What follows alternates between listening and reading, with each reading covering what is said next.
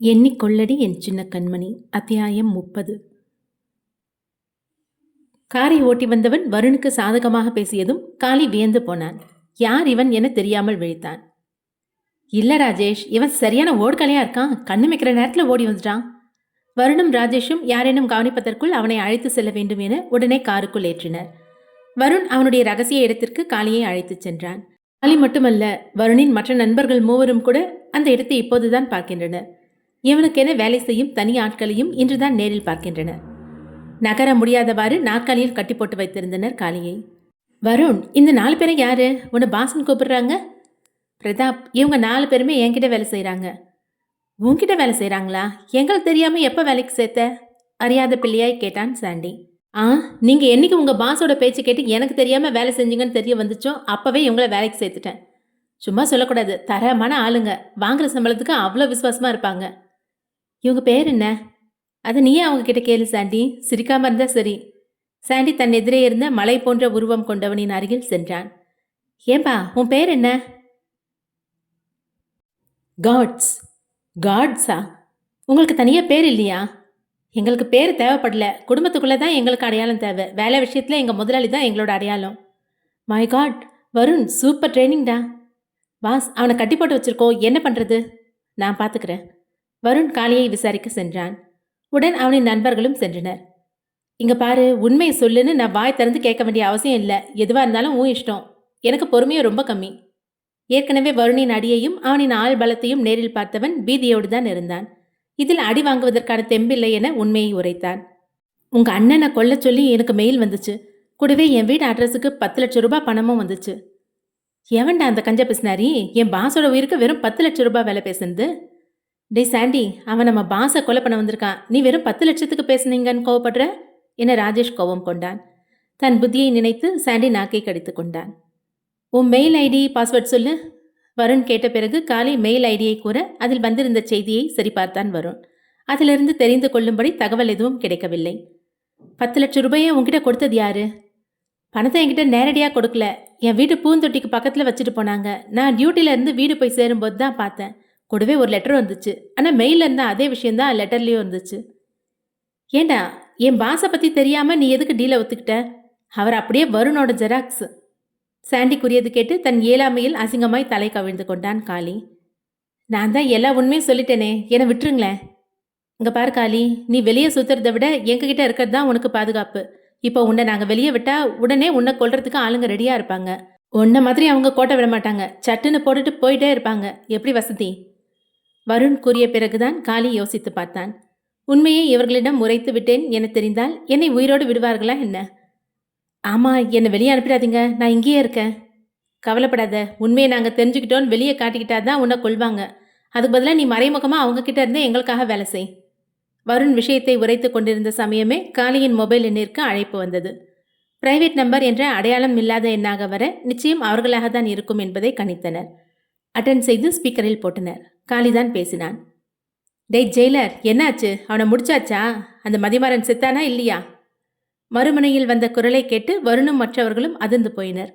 அது கேட்பதற்கு ஒரு திருநங்கையின் குரல் போல் இருந்தது. நீங்க யாரு? 10 லட்சம் வாங்கிட்டு என்ன யாருன்னு கேட்குறியே?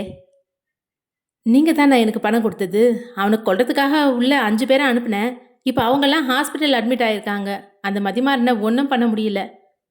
இந்த பதிலை சொல்றதுக்காக உனக்கு 10 லட்சம் கொடுத்தேன். நீ இன்னும் பணம் கேட்டால் கூட நான் கொடுப்பேன். நல்ல பலமான ஆட்களை பார்த்து உள்ள அனுப்பு.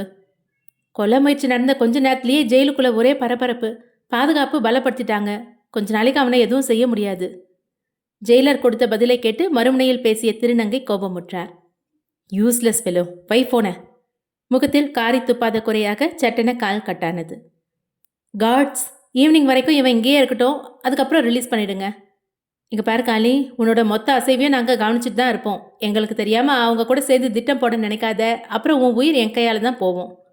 வருண் எச்சரித்து விட்டு தன் நண்பர்களோடு வீடு திரும்பினான். வழக்கமாக ஆஃபீஸிலிருந்து கிளம்பும் நேரமும் வந்தது. பிரதாப் காரை ஓட்ட மற்றவர்கள் அமர்ந்து வந்தனர். வருண், கண்டிப்பாக ஃபோனில் பேசினது ஒரு திருநங்கை தான். இல்லை, ஃபோனில் பேசுனது திருநங்கெல்லாம் கிடையாது. இல்லை வருண், பிரதாப் சொல்கிறது உண்மைதான். கண்டிப்பாக திருநங்கையாக தான் இருக்கும். நீ மதியம் சாப்பிட்டியா சாண்டி? ஓ சாப்பிட்டேனே, உன் கூட தானே சாப்பிட்டேன், ஞாபகம் இல்லை?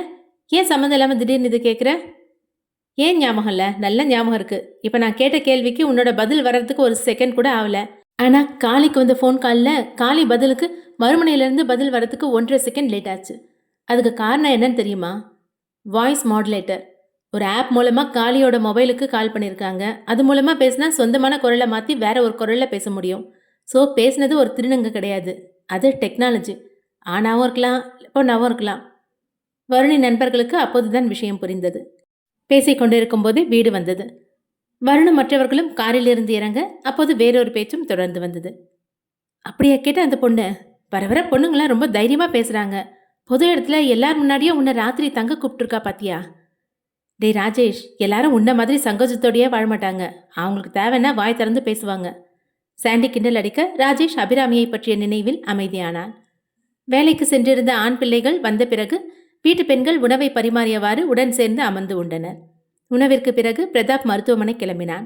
மறுநாள் மாலை லாரன்ஸை டிஸ்சார்ஜ் செய்ய இருப்பதால் அங்கேயே தங்கிக் கொள்ளவும் முடிவு செய்தான். வருணும் பவியும் அவர்களின் அறைக்குள் நுழைந்தனர். பவி, சுஜியை எத்தனை மணிக்கு வீட்டில் கொண்டு போய் ட்ராப் பண்ண? ஈவினிங் ஸ்கூலில் பிக்கப் பண்ணி நேராக வீட்டில் கொண்டு போய் தான் ட்ராப் பண்ணேன். போவே மாட்டேன்னு அடம் பிடிச்சா. உன்னை பார்க்காம அம்மா ஏங்குவாங்கன்னு சமாதானப்படுத்தி அனுப்பி வச்சேன். பேசியவாறே வருண் படுக்கையில் அமர அவனிடமிருந்து சற்று தள்ளி அமர்ந்தாள் பவி. எதுக்கு இவ்வளோ தூரமாக தள்ளி உட்கார்ற? இதுக்கு நீ வெளியே ஹால்லையே போய் உட்காரலாம். அவன் கேட்ட கேள்வியில் அவனின் கைகளை விலக்கிவிட்டு மடி மீது அமர்ந்து கொண்டாள். இப்போ ஓகேவா? அவன் நெஞ்சோடு முதுகு சாய்த்து அமர்ந்தவள் அவனின் கரங்களை தன் வயிற்றை இருக்க வைத்தாள். கோடிக்கணக்கில் செலவிட்டாலும் இந்த நிம்மதி கிடைக்காது. நாள் முழுவதும் வேலை செய்து சோர்வோடு வீடு வரும் இருவருக்குமே இந்த அணைப்பு தான் சலிப்பை போக்கும் காஃபியைப் போல. இருவருமே கண்மூடி நெருக்கத்தை உணர்ந்தனர். பவி.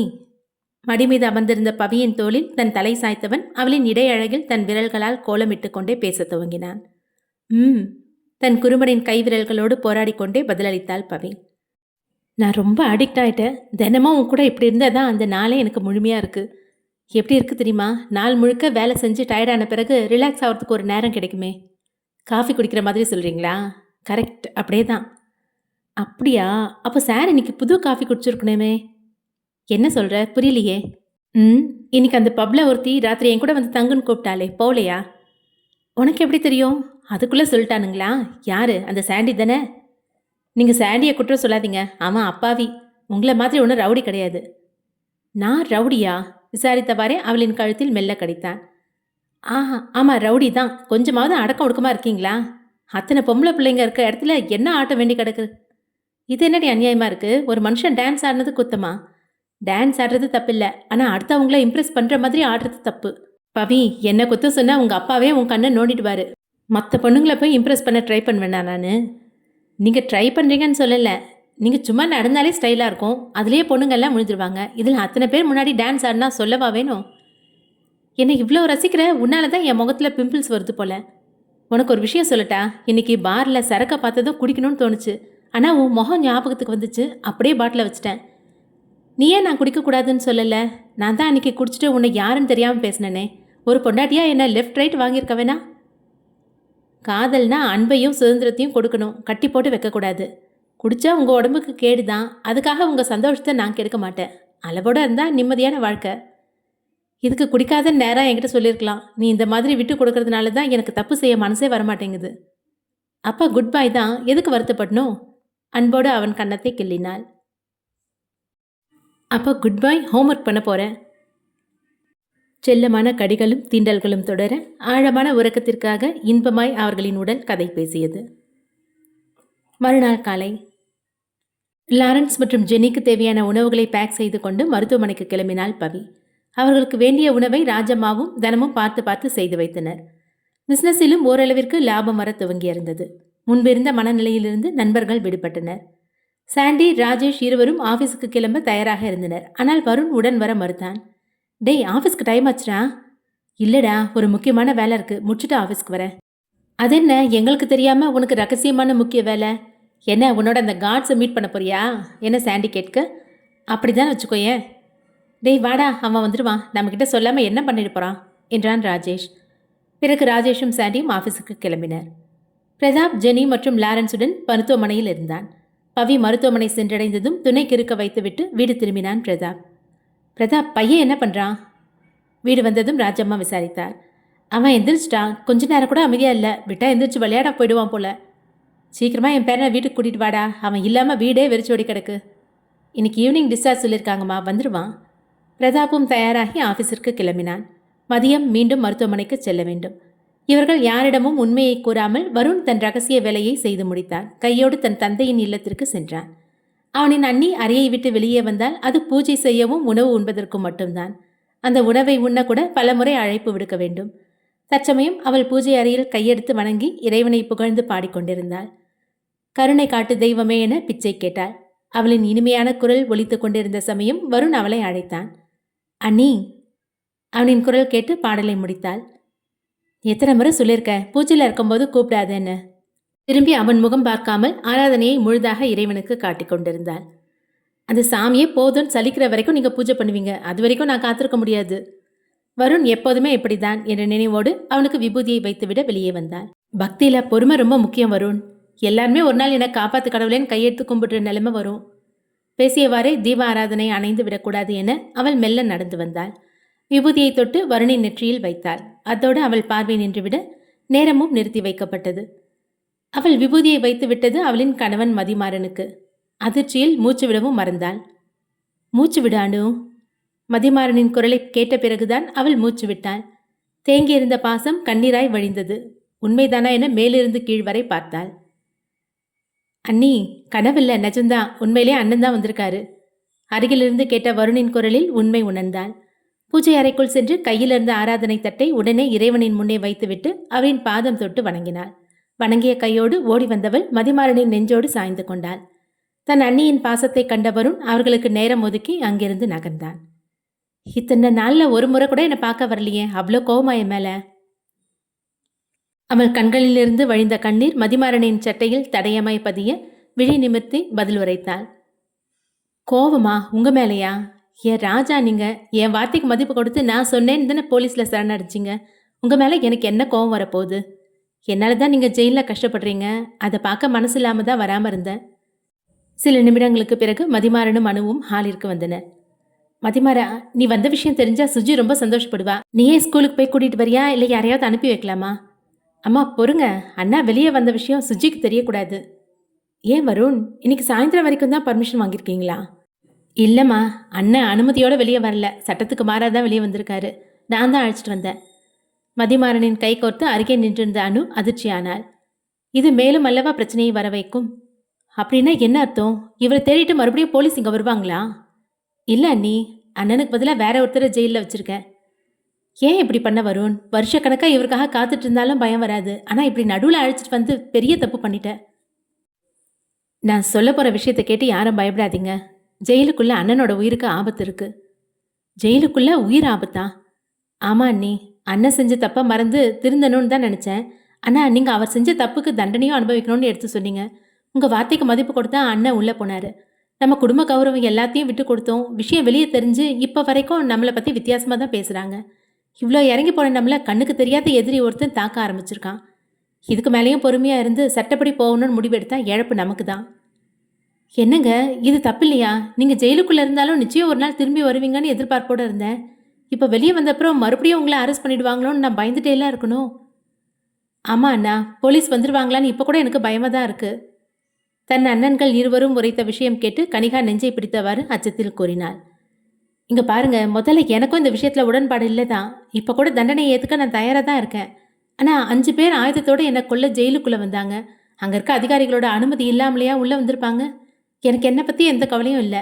என் குடும்பத்தை பற்றி தான் யோசிக்கிறேன். எனக்கு வந்து ஆபத்து உங்களுக்கு வராதுன்னு என்ன நிச்சயம்?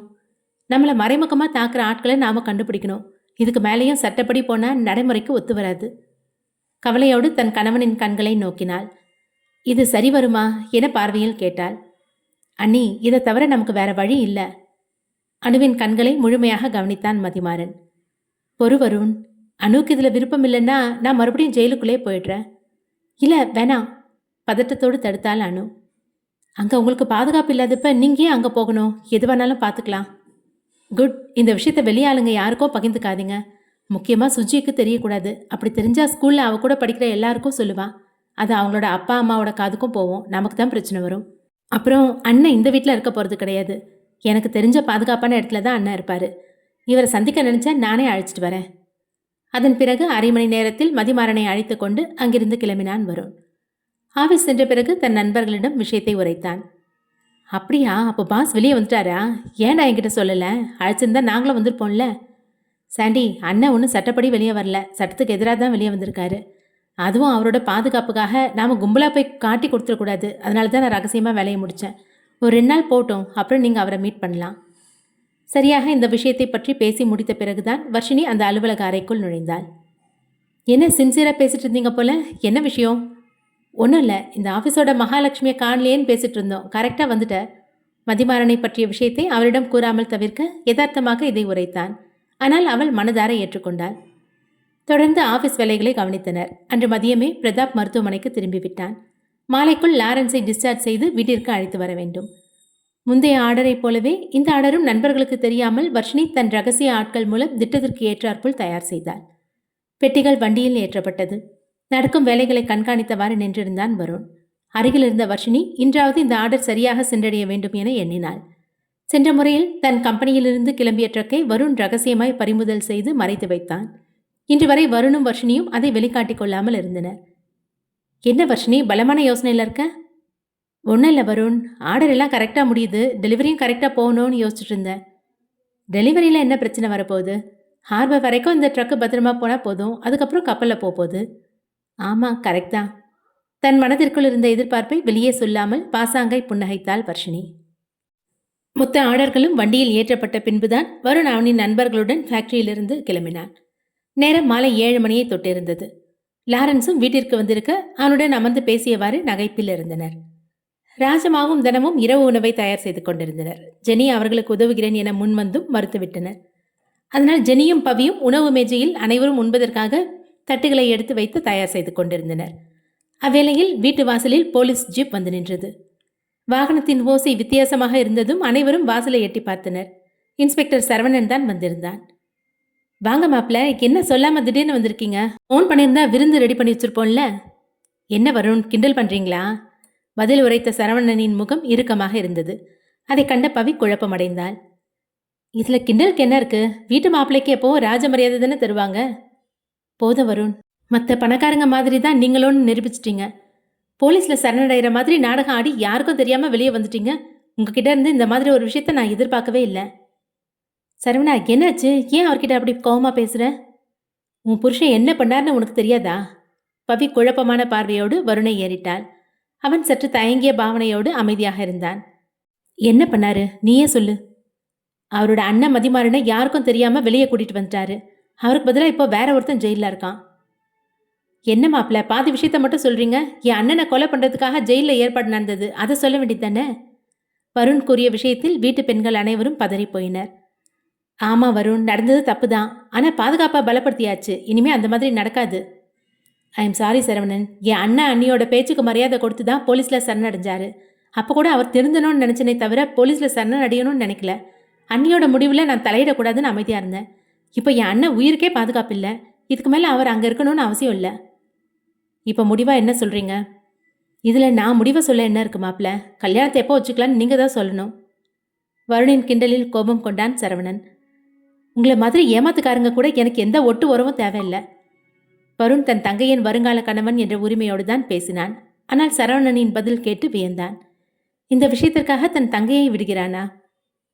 உங்கள் அண்ணன் எங்கே இருந்தாலும் நானே கண்டுபிடிச்சி ஜெயிலில் அடைப்பேன். யார் கொலை செய்ய வந்தாங்களோ அவங்களையும் பிடிப்பேன். சட்டம்தான் சிறந்த வழின்னு உங்களுக்கு நிரூபிச்சு காட்டுறேன். சரவணன் சவாலோடு அங்கிருந்து வெளியேறினான். இதை காரணமாக வைத்து தன் தங்கையின் உறவை மறுத்த சரவணன் மீது கோபம் வந்தது வருணுக்கு. சரவணன் சென்றதும் அனைவரும் அமைதியாக உணவருந்திவிட்டு அவரவர் அறைகளுக்கு சென்றனர். வருண், உங்ககிட்ட ஒரு விஷயம் சொல்லணும். கொஞ்ச நேரத்துக்கு முன்னாடி சரவணன் கனிகாவை வேணான்னு சொல்லிட்டு போனது உங்கள் அண்ணன் மதிமாறன விஷயத்தை மனசில் வச்சு சொல்லலை. பின்ன ராதிகா அத்தை சரவணனை சந்திச்சு தான் பொண்ணோட மாதவிட தேவையை கூட உன்னால் பூர்த்தி செய்ய முடியாது, அவன் நல்லா இருக்கணும்னு நினச்சா விட்டு விலகி போயிடுன்னு சொல்லியிருக்காங்க. அதனால தான் வேணும்னு இல்லாத கோவத்தை எல்லாம் அவன் காட்டுறான். ஓ, இதுதான் விஷயமா? சரி, நான் பார்த்துக்கிறேன். அது எப்படி வரும்? எல்லா விஷயத்தையும் நான் பார்த்துக்கிறேன் ஒரே வார்த்தையில் சொல்கிறதோட செஞ்சு முடிக்கிறீங்க. இந்த உலகத்தில் எவ்வளோ செலவு செஞ்சாலும் சம்பாதிக்க முடியாத விஷயம் நம்பிக்கை. அந்த நம்பிக்கையை நம்ம மேலே வச்சு ஒரு விஷயத்த சொல்லும்போது அவங்களுக்கு நம்ம திரும்ப அந்த நம்பிக்கையை கொடுக்கணும். வருணின் பதிலை கேட்டு அவள் உருகினாள். அந்த இரவு வேளையில்தான் வருணின் ஃபேக்டரியிலிருந்து அடுத்த ஆர்டர் கொண்டு செல்லப்பட்டது. இந்த முறை ட்ரக்கை திருடுவதற்கு எவன் வந்தாலும் கதி அவ்வளவுதான் என்ற நிலையில் வர்ஷினி அவ்வளவு ஏற்பாடு செய்து அனுப்பியிருந்தாள். சென்ற முறை போலவே அதே டிரைவர் தான் இன்றும் ட்ரக்கை ஓட்டி வந்தான். தன் அருகே அமர்ந்திருந்த பாதுகாவலன் கையில் துப்பாக்கியுடன் இருப்பதைக் கண்டு நக்கலாய் புன்னகைத்தான். ஏன் சிரிக்கிற? இந்த துப்பாக்கி மட்டும் இல்லை, இதை விட பயங்கரமான ஆயுதம் கொண்டு வந்தாலும் அவன் அசால்ட்டா நிற்பான் என்றான் டிரைவர். அந்த திருடனை ரொம்ப புகழற, நீதான் ஸ்கெட்ச் போட்டு கொடுத்தியா? அட விட்டா என் பொழவுல மண் அள்ளி போட்டுருவீங்க போல. அவன் சண்டை போடுற விதத்தை நேரில் பார்த்துருக்கேன், அதனால அவனை பற்றி தெரியும். போன தடவை உன் கூட வந்தவங்கெல்லாம் சரியாக பயிற்சி எடுக்காதவங்க. நான்லாம் எத்தனையோ பேருக்கு பயிற்சி கொடுத்துருக்கேன். என் திறமை என்னன்னு அவன் வந்தா காட்டுறேன். பேசிக்கொண்டிருக்கும் போதே டிரைவர் சடன் பிரேக் போட்டு ட்ரக்கை நிறுத்தினான். உன் திறமையை நான் பார்க்க வேண்டிய நேரம் வந்துருச்சு. அதோ எதிர நிற்கிறான் பாரு. வந்து விட்டான் வருண். சென்ற முறை போலவே ஹெல்மெட் அணிந்து தடையாய் நின்றிருந்தான். இவன் தானே அது என்ற பார்வையோடு கீழே இறங்கினான் பாதுகாவலன். நீ தான் நான் ட்ரக்கை திருடிட்டு போன ஆளு. தைரியம் இருந்தால் ஹெல்மெட்டை கழட்டி உன் முகத்தை காட்டுடா. வருண் ட்ரக்கில் அமர்ந்திருந்த டிரைவரை கண்டான். அவனுக்கு தன்னை நன்கு அடையாளம் தெரியும் என்பதால் திரும்பி நின்றான் வருண். என்னடா உன் முகத்தை காட்ட சொன்னா முதுக காட்டி நிற்கிற? பாதுகாவலன் கேள்வி கேட்டவாறு முன்னால் வர ஒரே குத்தில் அவனை கதி கலங்க வைத்து பார்வையை மங்கலாக்கினான் வருண். தன்னுடைய ஹெல்மெட்டை கழட்டி முகத்தை காட்டினான். அச்சச்சோ, நம்மளால முகத்தை பார்க்க முடியாமல் போச்சே. டிரைவர் முகத்தை பார்க்க ஆவல் கொண்டான். அடி வாங்கியவனை தொடர்ந்து மற்ற பாதுகாவலர்களும் விரைந்து வர நிமிடத்திற்குள் அவர்களின் கதையும் ரோட்டில் கிடக்கும் குப்பையைப் போல ஆளுக்கு ஒரு புறமாக இருந்தன. இம்முறை வருண் எச்சரிக்கும் முன்பாகவே டிரைவர் இறங்கிவிட்டான். கையோடு சாவியை பவ்யமாக வருணிடமே ஒப்படைத்தான். இந்தாங்க சாவியை பிடிங்க. நான் அப்பவே இவனுக்கிட்ட சொன்னேன், இந்த துப்பாக்கி கத்தியெல்லாம் உங்ககிட்ட வேலைக்காவாதுன்னு. டிரைவர் கூறியதை கேட்டு புன்முறுவலுடன் வண்டியில் ஏறினான் வருண்.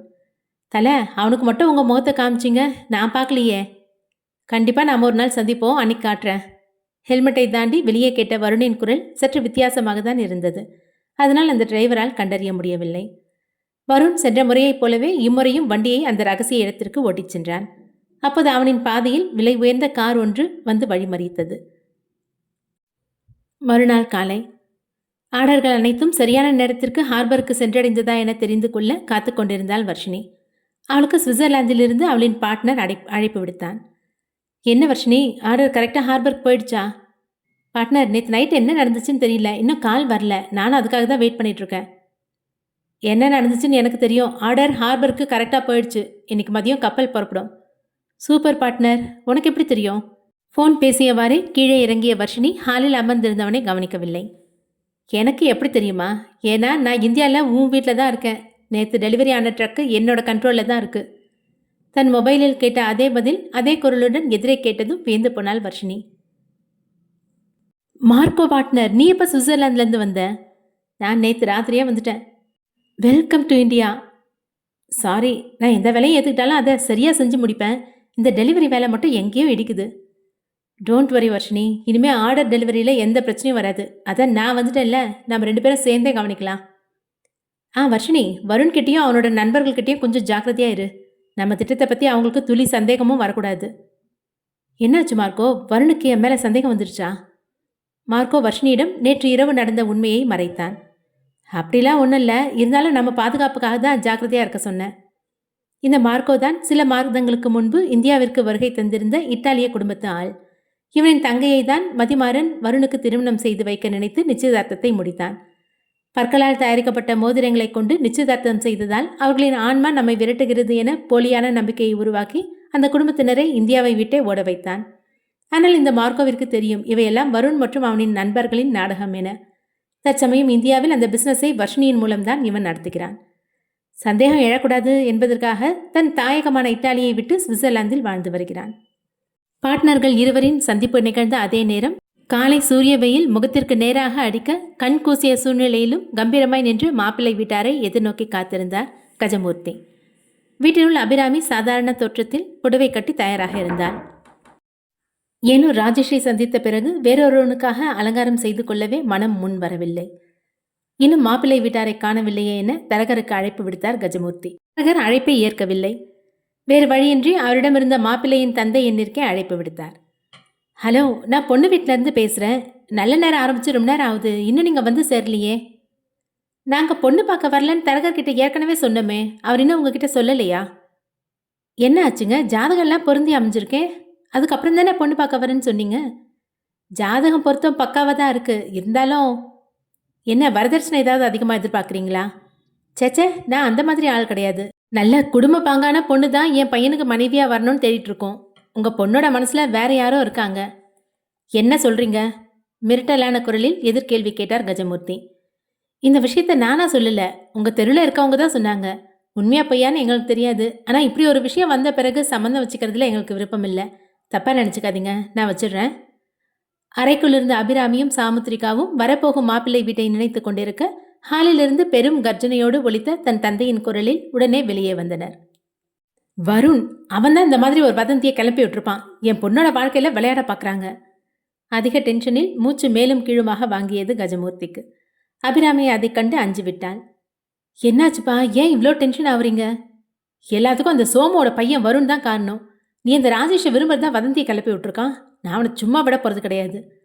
கஜமூர்த்தி கோவத்தோடு ஃபோனில் யாருக்கோ அழைப்பு விட்டு பேசிக்கொண்டே அறைக்குள் சென்றார். அபிராமி உடனே தன் தங்கை சாமுவை பார்த்து முறைத்தாள். சாமுவை அறைக்குள் இழுத்து சென்றாள் அபிராமி. அக்கா, என் கையை விடு, வலிக்குது. உண்மையை சொல்லு சாமு, இதுவும் அவங்க வேலை தானே? இன்னுமும் அவங்க கூட பேசிட்டு தான் இருக்கியா? சத்தியமா இல்லைக்கா. அன்னைக்கு நீ அரைஞ்சதுலேருந்து அவங்களுக்கு நான் ஃபோன் பண்ணக்கூட இல்லை. தன் தங்கையை சந்தேகமாக பார்த்தவள் அவளின் கையை பிடித்து தன் தலை மீது வைத்தாள். இப்ப சொல்லு, நீ சொல்றது உண்மையா? சாமு இதற்கு மேலும் பொய் கூற முடியாது என அமைதி கொண்டாள். எங்க இருக்காங்க? நம்ம தெருவுக்கு வெளியே இருக்க காஃபி ஷாப்ல. அதே கோபத்துடன் வீட்டிலிருந்து வெளியேறினாள் அபிராமி. அந்த காஃபி ஷாப்பை அடைய உள்ளே வருணும் அவனின் நண்பர்களும் அமர்ந்திருந்தனர். என்னடா, உன் மச்சனுச்சிக்கிட்ட இருந்து இன்னும் ஃபோனை காணல? பிரதாப் கேட்டுக்கொண்டிருந்த சமயமே அபிராமி அவர்களின் எதிரே நின்றாள். உங்களுக்கெல்லாம் என்னதான் வேணும்? எதுக்கு எங்களை இப்படி கஷ்டப்படுத்துறீங்க? அபி, நீயே இங்கே வருவேன்னு நான் எதிர்பார்க்கல. ராஜேஷ் ஆனந்தத்தோடு அவளை வரவேற்றான். போதுங்க, அன்றைக்கே உங்ககிட்ட நான் சொல்லிட்டேன், தேவையில்லாத கற்பனையை வளர்த்து எங்களுக்கு தொந்தரவு பண்ணாதீங்கன்னு. தொந்தரவு பண்ணுறது நான் இல்லை, உன் அப்பா தான். நம்ம காதலுக்கு இடையில அவர் தான் சுவரை எழுப்புறாரு. நான் உங்களுக்கு காதலிக்கிறதா சொன்னேன்னா, இல்லை பொண்ணு பார்க்க வந்திருந்தா அன்றைக்கி பிடிச்சிருக்குதுனாவும் சொன்னேன்னா? மறுத்த பிறகும் ஏன் இப்படி பின்னாடி வரீங்க? அபிராமி கோபத்தில் வார்த்தைகளை உரைக்க நொந்து போனான் ராஜேஷ். அதை கண்ட வருண் அபிராமியிடம் பேசினான். அபி, நீ உங்கள் அப்பா மேலே இருக்க பயத்தினால உன் காதலை ஒத்துக்காம நாடகம் ஆடுற. இங்கே பாருங்க, எனக்கு என் அப்பா மேலே பயம், மரியாதை, பாசம் எல்லாமே இருக்குது. அதெல்லாம் உங்களுக்கு விளக்கணும்னு அவசியம் இல்லை. உங்களால் அவர் இப்போ டென்ஷனில் உட்காந்துருக்காரு. அவரோட குரல் வேணால் கண்ணீர்னு இருக்கலாம், ஆனால் உடல் அளவில் ரொம்ப வீக்கானவர். இங்கே கொடுக்குற டார்ச்சர்னால அவரோட ஹெல்த்து பாதிக்குது. நான் சொல்கிறது உங்களுக்கு புரியுதா? குடும்பத்தோடு வாழ்ந்திருந்தா அப்பா அம்மா பாசம் என்னன்னு புரிஞ்சிருக்கும். இப்படி குடும்பத்தை விட்டு தனியாக வாழ்ந்தா சொல்கிற எதுவுமே மண்டையில் ஏறாது. அபிராமியின் வார்த்தைகள் கடுமையாக இருந்தாலும் அவளின் குரல் மென்மையாக இருந்தது. அந்த மென்மையை தாண்டி அவள் உதிர்க்கும் சொற்கள் காயமடைய செய்தது. போதும் அபிராமி, நீ அதிகமாக பேசுகிற. ராஜேஷ், நீ பொறுமையாயிரு. வருண் ராஜேஷை கண்டித்தான். அதிகமாக பண்ணுறது நீங்கள் எல்லாரும் தான். தெரியாமல் நடந்தாதான் விபத்து, தெரிஞ்சு பண்ண அதுக்கு பேர் கொலை. உங்களால் என் அப்பாவுக்கு ஏதாவது? போதும், நிறுத்து. விட்டா ரொம்ப ஓவராக பேசிட்டே போகிற. உனக்கும் உன் அப்பாவுக்கும் நட்பை பற்றி என்ன தெரியும்? ராஜேஷ், உன்னை பேச வேணான்னு சொன்னேன். இரு வருண், நட்பை புரிஞ்சுக்காத ஒரு குடும்பத்து கூட நமக்கு எந்த சம்மந்தமும் தேவையில்லை. எனக்கு பிடிச்சிருக்குன்னு ஒரே காரணத்துக்காக தானே நீ இவ்வளோ பொறுமையாக போகிற. இப்போ சொல்கிறேன்டா, எனக்கு இந்த பொண்ணு வேணாம். நம்ம போகலாமா? டேய், நீங்களும் தான்டா, போகலாம் வாங்க. ராஜேஷ் கடைசியாக உரைத்த வார்த்தைகள் கேட்டு அபி அப்படியே நின்றாள். தன் நண்பர்களை அழைத்து கொண்டு காரில் அமர்ந்து விட்டான் ராஜேஷ். வருண், காரை எடு, போகலாம். ஒரு நிமிஷம் சொல்கிறத கேளுடா. நீ பாட்டுக்கு வார்த்தையை விட்டுட்டு வர. அந்த பொண்ணை பாரு. யாரையும் பார்க்க தேவையில்லை, நீ காரை எடு, நாம் கிளம்பலாம். முகம் திருப்பாது கூறியதையே மீண்டும் கூறிய ராஜேஷின் தலையில் மெல்ல கொட்டினான் வருண். மண்டு, காஃபி ஷாப்புக்குள்ள அந்த பொண்ணு அழுதுட்டு இருக்கா. அவள் அழுகிறாள் என்ற வார்த்தையை கேட்டதும் உடனே திரும்பி பார்த்தான். நீ அந்த பொண்ணை வேணான்னு சொன்னதுனால தான் நின்று அழுதுட்டு இருக்கா. அப்படியெல்லாம் இருக்காது. அவளோட அப்பாவை நம்ம டென்ஷன் பண்ணிட்டோம், இப்போ திட்டிட்டோம் வந்தேன், அதனால அழறா. டேய், அந்த பொண்ணு அழறத பார்த்தாலே காரணம் என்னன்னு எங்களுக்கு புரியுது, உனக்கு புரியலையா? பிரதாப் கேட்டதில் உண்மையில் தன்னை நினைத்துதான் அழுகிறாளா என எதிர்பார்ப்போடு காரிலிருந்து இறங்கினான். அழுது கொண்டிருந்தவளின் எதிரே சென்றவன் பேசவும் துவங்கினான். இப்போ எதுக்காக இங்கே நின்று அழுதுட்டு இருக்க? வீட்டுக்கு போ. என்ன வேணான்னு சொல்லிட்டு கிளம்பிட்டீங்கல்ல, நான் என்ன பண்ணா உங்களுக்கு என்ன? அப்போ நான் உன்னை வேணான்னு சொன்னதை உன்னால் ஏற்றுக்க முடியல, அப்படிதானே? ஒப்புக்கொள்ளவும் முடியாமல் தலை கவிழ்ந்து நின்றாள். இப்போ நீ பதில் சொல்லலை, நான் கிளம்பிடுவேன். திரும்ப உன் முன்னாடி வரவே மாட்டேன். தொடர்ந்து அவளிடம் அமைதியை நிலவ கோபத்தோடு திரும்பி நடந்தான் ராஜேஷ். பிடிச்சிருக்கு. சட்டென அவள் உதிர்த்த அந்த அவசர வார்த்தையை கேட்டு இதழ் விரித்தான். அவளை பார்த்து திரும்பினான். உங்களை பிடிச்சிருக்கு, ஆனால் அதுக்காக என் அப்பாவை விட்டு வர முடியாது. கேட்டிங்களா? இதுதான் என்னோட வளர்ப்பு. ராஜேஷின் பின்புறமிருந்து கஜமூர்த்தியின் குரல் கேட்டது. அவரின் அருகில் வருண், பிரதாப், சாண்டி மூவரும் நின்றிருந்தனர். குடும்பத்தோட ஒன்றி வாழறதுதான் வாழ்க்கை. நட்புன்னு காலரை தூக்கிக்கிட்டா மட்டும் போதாது. அதை வச்சு ஒரு ரேஷன் கார்டு வாங்க முடியுமா உங்களால? இங்கே பாரு அபி, உன்னை நான் காயப்படுத்தலை. இந்த பையன்தான் உனக்கு வேணும்னா இப்போவே அவன் கூட கிளம்பி போயிடு. சார், நாங்கள் ஒன்று உங்கள் பொண்ணை உங்ககிட்ட இருந்து பிரித்து கூட்டிகிட்டு போக வரல. முறையாக பொண்ணு கேட்டு வரும். நாங்கள் குடும்பமாக வாழுறோம், ஏன் எங்களை ஏற்றுக்க மாட்டேங்கிறீங்க என வருண் கேட்க, இங்கே பாருப்பா, உன் அப்பா எனக்கு நல்லா தெரிஞ்சவர். அந்த மரியாதைக்காக நீ பண்ணதெல்லாம் பொறுத்துக்கிட்டு அமைதியாக இருக்கேன். நட்பை குடும்பம்னு பெருசாக சொல்கிறல்ல, முழுசாக 1 வருஷம் ஒன்றா குடும்பமாக வாழ்ந்து காட்டுங்க, அப்போ ஏற்றுக்கிறேன். அது வரைக்கும் பொண்ணா என் கூட நீ இருந்தாலும் சரி, இல்லை இந்த சவாலே வேணா, இவங்க நிச்சயமாக ஒன்றா இருக்க மாட்டாங்க, நீ அவங்க கூடவே கிளம்பி போனாலும் சரி, உன் விருப்பம் அபி. தன் மாமனாரின் சவாலை ஏற்றுக்கொண்டான் ராஜேஷ். நான் சவாலை ஏற்றுக்கிறேன் மாமனாரே. 1 வருஷம் கழித்து நாங்கள் ஒன்றா சேர்ந்து வந்து பொண்ணு கேட்போம். அப்பா உங்களால் மறுக்க முடியாது. உன் அப்பா கூட போ அபி. ராஜேஷின் உறுதியான பேச்சை கேட்டு ஒருவித நிம்மதியோடு தன் தந்தையுடன் சென்றாள். வீட்டிற்கு சென்றதும் தந்தை திட்டுவாரோ என அச்சம் கொண்டிருந்தாள். ஆனால் அவர் ஒரு வார்த்தை கூட பேசவில்லை. கஜமூர்த்தி இந்த சவாலை ஆழ்மனதோடு கூறியிருந்தார். குடும்பமும் நட்பும் ஒன்றாகாது என அவர்களுக்கு பாடம் புகட்ட முடிவு மேற்கொண்டார்.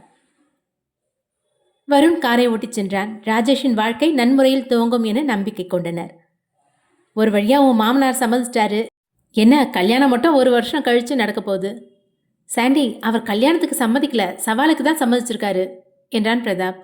சவாலுக்கு சம்மதிச்சிட்டார்ல, கண்டிப்பாக கல்யாணம் நடக்கும். நம்மளை பிரிக்க யாரால முடியும்? சாண்டி தன் காலரை தூக்காத குறையாக பெருமையாக உரைக்க, வருண் அப்போது காரை நிறுத்தினான். டேய் வருண், கெத்தான விஷயம் பேசும்போது அபசக்கனமாக காரை நிறுத்துற? யாரோ லிஃப்ட் கேட்குறாங்கடா. வருண் காரை நிறுத்த ஒரு டாக்ஸி டிரைவர் தான் வந்து பேசினான். காரினுள் எட்டி பார்த்தவன் மன்னிப்பு கேட்டான். சாரி சார், நீங்கள் போங்க என்றார் டாக்ஸி டிரைவர். எதுக்காக காரை நிறுத்துனீங்க? இப்போ நீங்களே போங்கன்னு சொல்கிறீங்க? நான் ஒரு டாக்ஸி டிரைவர், காரில் கஸ்டமர் உட்காந்துருக்காங்க, இன்ஜின் ரிப்பேர் ஆயிடுச்சு. அதை ஏதாவது காரில் லிஃப்ட் கேட்டு அவங்கள அனுப்பி வைக்கலான்னு பார்த்தேன். காரில் நீங்கள் 4 ஆம்பளை பசங்க இருக்கீங்க, அவங்க அட்ஜஸ்ட் பண்ணியிருப்பாங்களான்னு தெரியல, அதான் வேணான்னு சொன்னேன். ஏன், ஆம்பளை பசங்கன்னா தப்பான ஆளுங்கன்னு தான் நினைப்பாங்களா? அப்படி யார் உங்களோட கஸ்டமர்? கேட்டவாறு சாண்டி கார் ஜன்னல் வழியே எட்டி பார்க்க கதவை திறந்து இறங்கினாள் அவள். டேய், அங்கே பாருங்கடா, அருவி. காரிலிருந்து இறங்கியது அவர்களின் கல்லூரி தோழி அருவி. அவளை கண்டதும் 4 இறங்கினர். அவள் ஏற்கனவே நன்கு உயரம், இதில் ஹீல்ஸ் வேறு அணிந்திருந்தாள். தன் கல்லூரி நண்பர்களை வெகு காலத்திற்கு பிறகு சந்தித்ததில் ஆனந்தம் கொண்டாள். அதிலும் வருணை கண்டதும் பழைய ஞாபகத்தில் கட்டி அணைக்க ஓடி வந்தாள். வருணுக்கும் அருவிக்கும் இடையே தன் கையை வைத்து தடுத்தான் சாண்டி. அருவி, பழைய ஞாபகத்தில் ஓடி வர போல, இவனை நீ கட்டிப்பிடிச்ச விஷயம் மட்டும் அவன் பொண்டாட்டிக்கு தெரிஞ்சது உனக்கு பில்லி சூனியமே வச்சிருவா. என்ன, வருணுக்கு கல்யாணம் ஆயிடுச்சா? அதிர்ந்து போன அருவி வருணை கேள்வியோடு பார்த்தாள். என்ன வருண், சாண்டி சொல்றது உண்மையா? அப்போ நம்மோட காதல்? இங்கே பாரு, நீ டென்ஷன் ஆகாத, முதல்ல வண்டியில் ஏறு, வீட்டுக்கு போகலாம். முடியாது வருண். அருவி, அதான் அவன் சொல்கிறான்ல, வண்டியில் ஏறு, வீட்டுக்கு போகலாம். பிரதாப்பும் அழைத்தான். கோபத்தோடு அவர்களுடன் கிளம்பினாள் அருவி. அருவியை அழைத்து வந்த டாக்ஸி டிரைவரும் நல்ல வேலையாக தெரிந்தவர்களுடன் அனுப்பி வைக்கிறோம் என்ற நிம்மதியோடு விலகினான். காரில் செல்லும் வழியிலேயே தங்களின் தோழியை அழைத்து வருகிறோம் என பிரதாப் ஜெனிக்கு அழைப்பு விடுத்திருந்தான். அதனால் அவளுக்காக வாசலில் காத்திருந்தனர். ஜெனி, யார் அந்த ஃப்ரெண்டு? இவரோட ஃப்ரெண்ட்ஸ் எல்லாரும் நமக்கு தெரிஞ்சவங்க தானே, ஏற்கனவே பார்த்துருக்கோம்ல. எனக்கும் சரியா தெரியல பவி, திடீர்னு கால் செஞ்சு சொன்னாங்க. இவர்களின் காம்பவுண்டுக்குள் கார் நுழைய நேராய் வீட்டு வாசலில் வந்து நின்றது. வரிசையாக நண்பர்கள் இறங்க அவர்களுடனே அருவியும் இறங்கினாள். இறங்கியவள் கோபத்தோடு உள்ள வரமாட்டேன் என காரின் அருகிலேயே நின்றாள். என் அருவி, என்ன சின்ன பிள்ளை மாதிரி, வா உள்ள. வருண் அவளை கைப்பிடித்து அழைத்து வந்தான். என்ன பவி, அந்த பொண்ணு ஏதோ கோச்சிக்கிற மாதிரி தெரியுது. வருண் கையை பிடிச்சு கூட்டிட்டு வராரு. அதான் நானும் பார்க்குறேன் ஜெனி, சின்ன பிள்ளை மாதிரி அடம் பிடிக்கிறான். வா அருவி, இதுதான் எங்கள் வீடு என்றான் சாண்டி. டேய், அவ இதுக்கு முன்னாடி இந்த வீட்டுக்கு வந்ததே இல்லையா என்ன? ராஜேஷ் சாண்டியின் தலையில் அடித்தான். அப்போதுதான் இவள் ஏற்கனவே வந்திருக்கும் விஷயம் ஜெனிக்கும் பவிக்கும் தெரிந்தது. கேள்விகள் உள்ளுக்குள் இருந்தாலும் பவியும் ஜெனியும் அருவியை அன்போடு வரவேற்றனர். தன்னை வரவேற்றவர்களை கவனித்தாள் அருவி. அருவி, இவங்க பேர் தான் பவி, வருணோட ஒய்ஃபு. அப்புறம் இவங்க ஜெனி, பிரதாப்போட ஒய்ஃப். சாண்டி தான் அறிமுகம் செய்து வைத்தான். ஜெனியை பார்த்து மேலோட்டமாக புன்னகைத்த அருவி பவியை பார்த்து புன்னகை கொடுக்க கூட மனம் வரவில்லை. அவளை உள்ளே அழைத்துச் சென்றனர். அமர வைத்து நண்பர்களை உபச்சாரம் செய்தனர். கிச்சனில் என்ன பண்ணிட்டு இருக்க சாண்டி? அதுவா, ஃப்ரூட் ஜூஸ் போடுறேன் என்றான் சாண்டி. இத்தனை நாளாக நாங்கள் இந்த வீட்டில் இருக்கோம், எங்களுக்காக இது வரைக்கும் ஒரு டீயாவது போட்டு கொடுத்தியா நீ? ஜெனி, அதுக்கு நீ எப்பாவது ஒரு தடவை எங்களை சந்திக்க வர எங்களோட ஃப்ரெண்டாக இருக்கணும். எங்கே வருணை காணவில்லை என பவி தேடத் துவங்கினாள். ஹாலில் அமர்ந்திருந்த அருவியையும் காணவில்லை. தேடலோடு ஒவ்வொரு இடமாய் அவளின் கால் நடக்க இறுதியில் மேல் மாடியில் ஒரு அறைக்குள் அவர்கள் பேசும் சத்தம் கேட்டது. வருணின் குரல் கேட்டு படியேறிய பவி திறந்திருந்த அறை கதவின் வழியே பார்வை வீசினாள். அங்கே கண்ட காட்சியில் அவள் கண்கள் விரித்தாள். மூச்சு விடவே மறந்தாள். வருணும் அருவியும் ஒருவருக்கொருவர் கட்டி கொண்டு நின்றனர். அதிலும் அருவி கண்ணீர் வடித்தவாறே வருணின் நெஞ்சில் சாய்ந்திருந்தாள். அருவி, நான் தான் சொல்றேன்ல, அழாத. அவன் கூறும் ஆறுதல் வாசலில் இருந்த பவிக்கும் கேட்டது.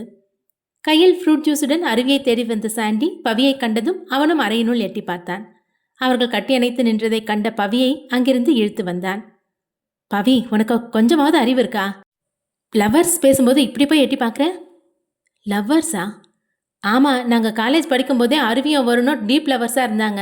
இவங்கள மாதிரி இருக்கணும்னு தான் காலேஜில் எல்லாரும் ஆசைப்படுவாங்க. இவங்க காதலை பற்றி வருண் இது வரைக்கும் என்கிட்ட சொன்னதே இல்லையே. சாதாரணமாக காதலோட முடிஞ்சிருந்தா சொல்லியிருப்பான். இவங்க உறவு அதுக்கும் மேலே வளர்ந்துடுச்சு. நீ கோச்சுக்குவேன்னு சொல்லாமல் இருந்திருப்பான். அதுக்கும் மேலேன்னா? என்ன பவி, கல்யாணமே ஆயிடுச்சு, இன்னும் நான் சொல்கிறதுக்கு அர்த்தம் புரியல உனக்கு? சரி சரி, அவங்க பேசட்டும், நாம் போகலாம் வா. ஏய் சாண்டி, நீ என்ன சொல்கிற? நான் அவரோட பொண்டாடிடா. அவளை அவர் கூட விட்டுட்டு எனக்கு கீழே இழுத்துட்டு போகிறேன். அவன் என்ன நிரந்தரமாக வாங்க இருக்க போகிறா? நாளைக்கு காலையில் கிளம்பிக்குவா. ஒரு அரை மணி நேரம் வருண அவள் எடுத்துக்கிட்டுமே. பாவம் அவ. நீ அவனை கல்யாணம் செஞ்சுக்கிட்டேன்னு வருத்தத்தில் இருக்கா. பாவி, நீ பேசுறது என்ன அர்த்தத்திலடா? விடு என் கையை. பாதிப்படியில் சாண்டியின் கையை உதறிவிட்டு மேல் அறை நோக்கி ஓடினாள் பவி. சரியாக அவ்வேளை கதவை திறந்து வருணும் அருவியும் வெளியே வந்தனர். என்னாச்சு? வருண் கேட்ட கேள்விக்கு சற்று விம்மலுடனே பதிலளித்தாள். ஒன்றும் இல்லை. பதில் உரைத்த வேகத்துடன் அவள் முகத்தை திருப்பிக் கொண்டு கீழே சென்றாள். ஏன் இப்படி கோபமாக செல்கிறாள் என வருண் யோசித்தான். அருவி, இந்த ஃப்ரூட் ஜூஸ். எனக்கு வேணாம் சாண்டி. இங்கே பாரு, அழுது டயர்டாக இருப்ப, குடி, உனக்கு தான் இது பிடிக்குமே. வருண் அவனின் கரங்களால் வாங்கி அவளின் வாய் அருகே கொண்டு சென்றான். நடந்ததை பார்த்தவாறு படியிறங்கிய பவி மேலும் வருத்தம் கொண்டாள். அதன் பிறகு அருவி வீட்டிலிருந்த அனைவரிடமும் சகஜமாய் பேசிக்கொண்டு ஹாலில் அமர்ந்திருக்க அறைக்குள்ளிருந்த பவியை சந்திக்க சென்றான் வருண். பவி, ஏன் நீ இங்கே வந்து தனியாக உட்காந்துருக்க? ஏன், நான் இங்கே இருக்கிறது உங்களுக்கு லாபம் தானே? உங்கள் காதலியை சந்தித்து பேசும்போது நான் இறஞ்சல் இல்லாமல் இருப்பேன்ல. அவள் கோபத்தில் அமர்ந்திருந்தவாறு அவனின் விழி காணாது பேசினாள். காதலியா? இவ என்ன சொல்றா? ஒன்றும் தெரியாத மாதிரி நடிக்காதீங்க. உங்கள் 2 பேருக்குள்ள அவ்வளோ விஷயம் நடந்திருக்கா? சாண்டி சொன்னான். நீங்கள் என்கிட்ட உண்மையாக இருக்கீங்கன்னு நினச்சேன். ஓ, அந்த நாரதர் கலகம் பண்ணிட்டு போயிட்டானா? யார் இல்லைன்னு சொன்னா? கல்யாணமான நாள்லேருந்து இப்போ வரைக்கும் உனக்கு நான் உண்மையாக தான் இருக்கேன். அப்போ கல்யாணத்துக்கு முன்னாடி? கல்யாணத்துக்கு முன்னாடி தான் நீ என் வாழ்க்கையிலேயே இல்லையே. அப்போ நான் இன்னொரு பொண்ணு கூட பேசி பழகிறத உங்ககிட்ட எதுக்கு வந்து சொல்லணும்? நீங்களா இப்படியெல்லாம் பேசுறீங்க? அப்போ சாண்டி சொன்னது உண்மையா? உங்களுக்கும் அருவிக்கும் அந்தளவுக்கு பழக்கம் இருந்துச்சா? அவியின் வார்த்தைகளை கேட்டு அந்த பழைய நினைவுகளை நினைத்து பார்த்தான். தானாய் உதடுகள் புன்னகைக்க மெல்ல நாணமும் வந்தது. அவனின் சைகைகளை மேலிருந்து கீழ்வரை ஆராய்ந்தவள் பெருமூச்சு வாங்கினாள். அதை வேற ஏன் ஞாபகப்படுத்துற? எவ்வளோ கோடி கொட்டினாலும் அந்த சந்தோஷம் மறுபடியும் கிடைக்காது என்றான். தன்னை காட்டிலும் இன்னொரு பெண்ணிடம் காதல் கொண்டதில் ஆனந்தம் அடைந்தேன் என கணவன் உரைத்தால் எந்த பெண் தான் தாங்கிக் கொள்வாள்? அப்படி என்ன நடந்துச்சு இவ்வளோ நெளிறீங்க? போ பவி, எனக்கு வெக்கமா இருக்கு. நகத்தை கடித்தவாறு அங்கிருந்து ஓடிவிட்டான். அவனின் செயலில் திகைத்து போனாள். அப்படின்னா என்ன நல்லா நடந்ததோ? இன்று அருவி வருகை தந்திருந்ததால் வருணும் சாண்டியும் அலுவலகத்திற்கு செல்லவில்லை. பிரதாப்பும் ராஜேஷும் மட்டும் அலுவலகத்திற்கு சென்று வேலைகளை கவனித்தனர். அன்றைய நாள் முழுக்க வருண் அருவியுடன் தான் செலவிட்டான். இரவு நெருங்கியது. வேலைக்கு சென்றிருந்தவர்களும் இல்லம் திரும்பினர். என்ன பவி இப்படி சொல்ற? நிஜமாவா அந்த பொண்ணும் வருணும் காதலிச்சாங்க என ஜெனி கேட்க, அது மட்டும் இல்லை, அந்த பொண்ணு கூட எல்லா தாண்டின பழக்கம் இருக்கும் போல அவரே ஒத்துக்கிட்டாரு. நம்ம வருணா எப்படி? என்னால் நம்பவே முடியல. என்னாலேயும் தான் நம்ப முடியல ஜெனி. அந்த அருவியை பற்றி பேசினாலே நெளியிறாரு. எனக்கு வர ஆத்திரத்துக்கு அந்த அருவியை அப்படியே. பவி, டிஃபன் ரெடி ஆயிடுச்சுல்ல, அவங்க எல்லாரும் மாடியில் நின்று பேசிட்டு இருக்காங்க, போய் அழைச்சிட்டு வாயேன் என்றார் அவளின் தாய் தனம். நான் போகணுமா? பின்ன உன் புருஷன் கூட படித்த பொண்ணு வந்திருக்காங்க, நீ தான் முன்னாடி போய் நின்று கவனிக்கணும், போய் அழைச்சிட்டு வா. தன் தாய் கூறியதை கேட்டு விருப்பமின்றி படியேறினாள் பவி. அவள் மாடிப்படியின் கதவை திறந்து அடி வைத்து முன்னே செல்ல அப்போதும் கூட அருவி வருணின் கையை கோர்த்துதான் நின்றிருந்தாள். உங்கள் எல்லாரையும் சாப்பிட வர சொன்னாங்க. விஷயத்தை உரைத்தவள் அருவியை பார்த்து முறைத்துவிட்டு கீழே இறங்கினாள். இன்று உணவில் அமர்ந்தவர்களுக்கு பவியும் ஜெனியும் தான் பரிமாறினர். உணவின் சமயத்தில் கூட அருவியின் கண்கள் வருணை தாக்க அதை பார்த்த பவியின் கண்கள் ஆழ விரிந்தது. அதை பார்த்தவாறே சாண்டிக்கு சுட சுட தோசையை கொண்டு வந்தாள் பவி. பவி, எனக்கு அப்படியே ஒரு பொடி தோசை வேணும் என்றாள் அருவி. என் புருஷனே சைட் அடிச்சுட்டு என்கிட்டயே சாப்பாடு கேட்குறியா? இரு, உனக்கு வச்சிருக்கேன். கடுப்பை மனதிற்குள் வைத்து கொண்டு தோசை சுட உள்ளே சென்றாள். ஜெனி, நகரு, மணக்க மணக்க ஒரு பொடி தோசை சுட போறேன். பரவாயில்ல பவி, நான் சுடுறேன். ஜெனியின் குரலுக்கு செவி சாய்க்காது சூடான கல்லில் மாவை பரப்பி விட்டவள் மிளகாய் தூளை எடுத்து தூவினாள். பவி, அது பொடி தோசைக்கு போடுற பொடி இல்லை, மிளகா பொடி. ஜெனி அதிர்ச்சியோடு விஷயத்தை உரைக்க தெரிந்துதான் போடுகிறேன் என்பது போல் அமைதியாக இருந்தாள் பவி. பவி, இந்த தோசை அருவிக்கா? கரெக்டாக சொன்ன ஜெனி, நம்மளோட சிறப்பு விருந்தினருக்கு தான் இந்த சுவையான தோசை. வேணாம் பவி, இவ்வளோ மிளகா போட்ட தோசை உள்ளே போச்சுன்னா வயிறு எரியும், தொண்டை புண்ணாயிடும். விஷம் கலக்காமல் விடுறேன்னு சந்தோஷப்படு ஜெனி. எனக்கு இருக்க கோவத்துக்கு இதெல்லாம் கம்மி. தோசை மீது தாராளமாகவே எண்ணெய் ஊற்றி வேக வைத்து எடுத்தாள். காலையிலிருந்து காட்டாத ஒருவித புன்னகையோடு தோசையை அருவிக்கு பரிமாறினாள் பவி. Wow, nice smell. ஏன் இருக்காது, 2 ஸ்பூன் மிளகா பொடியை போட்டிருக்கனே. பல்லை காட்டியவாறே வாய்க்குள் முனகிக் கொண்டாள் பவி. யூ ஆர் டூ ஸ்வீட் பவி. கொஞ்ச நேரத்துக்கு முன்னாடி மேலே மொட்டை மாடியில் பேசிட்டு இருந்தோம். வருண் அவனோட கல்யாணத்துக்கு என்னை கூப்பிடவே இல்லை. நாங்கள் 2 பேரும் காலேஜில் எப்படியெல்லாம் இருந்தோம் தெரியுமா? வருண் பவியின் நடவடிக்கையை பார்த்து உள்ளுக்குள்ளேயே சிரித்தான். இப்படி அவளை சீண்டுவதும் ஆனந்தமாக தான் இருந்தது. சொன்னாங்க நீங்கள் 2 பேரும் ரொம்ப நெருக்கம்னு. ஆமாம் பவி, நாங்கள் ரொம்ப நெருங்கின ஃப்ரெண்ட்ஸ். எங்களோட நட்பை பார்த்து காலேஜில் இருந்தவங்க எல்லாரும் நாங்கள் லவ்வர்ஸ்ன்னு கிண்டல் பண்ண ஆரம்பித்தாங்க. வருண் என்ன பண்ணான்னு தெரியுமா? சத்தம் போட்டு சொன்னான், ஆமாடா, நாங்கள் லவ்வர்ஸ் தான், நட்புக்குள்ளேயும் காதல் இருக்கு, அதெல்லாம் உணர்ந்தவங்களுக்கு தான் புரியும். நான் பிரதாப், ராஜேஷ், சாண்டியை காதலிக்கிறேன், என் தோழி அருவியையும் காதலிக்கிறேன்னு சொன்னான். எனக்கு என்ன வருத்தம்னா, இவ்வளோ நெருக்கமாக பழகிட்டு அவனோட கல்யாணத்துக்கு என்னை கூப்பிடவே இல்லை. அப்போ எங்களுக்குள்ளே இருக்க அன்புக்கு என்ன மரியாதை? அதுதான் எனக்கு கோவம். அருவி உரைத்த வார்த்தை கேட்டு பவி வியந்து போனாள். நட்பிற்குள் காதல் இருக்கும் என்ற அர்த்தம் சரி, ஆனால் இதைத்தான் சாண்டி அவர்கள் காதலர்கள் என உரைத்தானா? பவி சாண்டியை முறைக்க அவனோ பம்மியவாறே சுட சுட தோசையை உள்ளே தள்ளி கொண்டிருந்தான். நீ ரொம்ப லக்கி பவி. வருண் மாதிரி ஒரு பையனை கல்யாணம் செஞ்சுக்க ரொம்ப கொடுத்து வச்சிருக்கணும். என் ஃப்ரெண்ட்ஸ் எல்லாருமே சுத்த தங்கம். இல்லை அருவி, பவி எனக்கு கிடைச்சதுக்கு நான் தான் புண்ணியம் பண்ணியிருக்கணும். இவர்கள் நட்பின் ஆழத்தையும் தன்னை விட்டு கொடுக்காமல் உயர்த்தி பேசிய வருணின் வார்த்தையிலும் கண்கலங்கினாள் பவி. மனதில் இருந்த விஷயத்தை மென்மையாக கூறிய அருவி சூடான பொடி தோசையை உண்ணத் துவங்கினாள். அருவி, வேணா, அந்த தோசையை சாப்பிடாதீங்க. ஏன் பவி? வருண் கேட்க, அது கவனிக்காம தோசையில் பொடிக்கு பதிலாக மிளகாத்தூள் தூவிட்டேன். நான் உங்களுக்கு வேறு தோசை சுட்டுட்டு வரேன். அது எப்படி தோசை பிடிக்கும் மிளகா பிடிக்கும் வித்தியாசம் தெரியாமல் போவோம்? அருவி பயத்தில் எச்சில் விழுங்கினாள். அதே பயத்தோடு சாண்டியை ஏறிட்டாள். எப்படி, நான் சொன்னது சரியா போச்சா? இதுதான் பில்லி சூனியத்தோட ஆரம்ப கட்டம். ஏதோ நீ உண்மையை சொன்னதுனால தடுத்து நிறுத்தினா. சாண்டி கூறியதை கேட்டு அருவி நிம்மதி கொண்டாள். நல்ல வேலை, இப்போது நான் விஷயத்த சொன்னேன், இல்லைன்னா என் நாக்கு வெந்து போயிருக்கோம். பவி அருவியின் தட்டில் இருந்த தோசையை எடுத்துக்கொண்டு சென்றாள். தப்பித்தோம் என்ற நிம்மதியில் அடுத்த தோசைக்காக பயத்துடனே காத்திருந்தாள் அருவி. அங்கிருந்த மற்றவர்களை காட்டிலும் அருவியை அதிகம் கவனித்து கொண்டாள் பவி. போதும் பவி, இந்த அளவுக்கு சாப்பிட்டா ஒரே நாளில் 1 கிலோ ஏறிடுவேன். அருவி அத்தோடு இரவு உணவை முடித்து கொண்டாள். பவி, எனக்கு ஒரு தோசை வேணும். சாண்டி பவியிடம் தட்டை நீட்டினான். தோசை தானே, இதோ கொண்டு வரேன். காலையிலிருந்து தன்னை தவிப்புடன் இருக்க வைத்த சாண்டிக்கு ஏற்கனவே அருவிக்காக தயார் செய்திருந்த மிளகாய் பொடி தோசையை சூடு செய்து 2ஆய் மடக்கி அடையாளம் தெரியாமல் கொண்டு வந்தாள். அடுத்தவாய் தோசைக்காக காத்திருந்த சாண்டி சுட சுட தோசை தட்டில் இறங்கியதும் ருசியாய் பற்றி வாயில் வைத்தான். தோசையின் சூடும் அதிலிருந்த காரத்தினாலும் அவன் கத்திவிட்டான். அடி பாவி, அந்த மிளகா பொடி தோசையை எனக்கு கொடுத்துட்டியே. உனக்கு தேவைதான் சாண்டி, காலையிலேருந்து என்னை அழாத குறையா அலைய வச்சல்ல, இனிமே கற்பனை கதை கட்டுவ.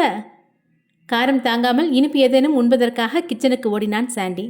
அடுத்ததாய் பவி வருணை பார்த்து முறைத்தாள். எஸ்கேப். வருணும் அவளிடமிருந்து தப்பித்து ஓடினான். நில்லுங்க வருண், எங்கே போனாலும் விடமாட்டேன். தப்பிக்க வழி இல்லாமல் மேல் மாடிக்கு சென்று விட்டான். வந்தவரை காணவில்லையே என பின்னால் விரட்டி வந்தவள் வெற்று மொட்டை மாடியை தான் பார்த்தாள். அவள் எதிர்பார்க்கா நேரம் பின்னாலிருந்து இறுக்கி அணைத்தவன் அவளின் குரல் வளைவில் முத்தமழை பொழிந்தான். என்னை விடுங்க வருண், உங்களை சும்மா விட போகிறதில்ல. நானும் உன்னை சும்மா விட போகிறதில்ல. நீயா நானா பார்க்கலாமா? ஏன் என்கிட்ட போய் சொன்னீங்க? நான் எந்த பொய்யும் சொல்லலை. சாண்டி சொன்ன பொய்யை நீ தான் நம்பின. இருந்தாலும் நீங்கள் என்கிட்ட மறுப்பு சொல்லவே இல்லை. என்னை சீன்றதை நிறுத்த மாட்டீங்களா? மக்கு, என் விஷயத்தில் மட்டும் உன் புத்தி ஏன் இவ்வளோ கம்மியாக இருக்கு? யார் என்ன சொன்னாலும் நம்புற, என்னை பற்றி யாராவது எது சொன்னாலும் நம்பிடுவியா? சாண்டி நம்ம குடும்பத்தில் ஒருத்தன். காலேஜ் படிக்கும்போது நீங்கள்லாம் ஒன்றா தானே படிச்சிங்க. நீங்கள் காதலிச்சிங்கன்னு சொல்லும்போது எப்படி நம்பாமல் இருக்கிறது? என் கண்ணை பாரு. அவளின் அகன்ற விழிகள் சினுங்களோடு அவனை சந்தித்தது. என்னோட இதயம் நான் பிறந்ததுலேருந்து உனக்காக காத்துட்ருக்கு. நீ குடி வந்ததுமே அதை நான் பூட்டி வச்சிட்டேன். வேற யாருக்கும் இடம் கிடையாது, சரியா? ஒரு வழியாய் அவளை சமாதானம் செய்து கையில் ஏந்தியவாறு படியிறங்கி வந்தான். என்னடா 2 பேரும் சண்டை போட்டுக்கிட்டு போனாங்க, இப்போ கையில் தூக்கிட்டு வரான்? இதெல்லாம் இங்கே சகஜம் அருவி, நாம் இருக்கோன்னு கொஞ்சம் கூட வெக்கப்பட மாட்டாங்க என்றான் சாண்டி. அனைவரும் அவரவர் அறைக்கு உறங்கச் செல்ல அருவிக்கும் தனி அறையை ஏற்பாடு செய்து கொடுத்தனர். மறுநாள் காலை சூரியன் உதயமாகிய பிறகு அருவி தயாராகி வெளியே வந்தாள். போய் வருவதாக அனைவரிடமும் கூறினாள். என்னங்க அதுக்குள்ளே கிளம்புறேன்னு சொல்கிறீங்க? இன்னும் ஒரு நல்ல பொங்கல் வருது, கொண்டாடிட்டு போகலாமே. பவி அருவியை தங்குமாறு கூறினாள். நான் ஃபேமிலியோட ஃபாரினில் தான் இருக்கேன். அப்பாவுக்கு அங்கே ட்ரீட்மெண்ட் போயிட்டுருக்கு. இங்கே இருக்க பிஸ்னஸை கவனிக்க ஆள் இல்லை. அதனால தான் கை மாற்றி விட இங்கே வந்தேன். இனிமே தான் போய் அந்த வேலையெல்லாம் கவனிக்கணும். நான் இன்னொரு நாள் வரேன். எல்லாருக்கும் போயிட்டு வரேன். வருண், உன் கல்யாணத்துக்கு என்னை அழைக்காததுக்கு நான் இன்னும் கோவமாக தான் இருக்கேன். ஜென்மத்துக்கும் உன்னை மன்னிக்கவே மாட்டேன். மற்ற நண்பர்களுடன் புன்னகையாய் பேசியவள் வருணை மட்டும் முறைத்தாள். பவியை அன்பாக அணைத்து விடை பெற்றாள் அருவி. அருவி கிளம்பியதும் அனைவரும் வீட்டிற்குள் நுழைய அப்போது மற்றொரு கார் வாசலில் வந்து நின்றது. அடுத்த அத்தியாயம் விரைவில். நன்றி.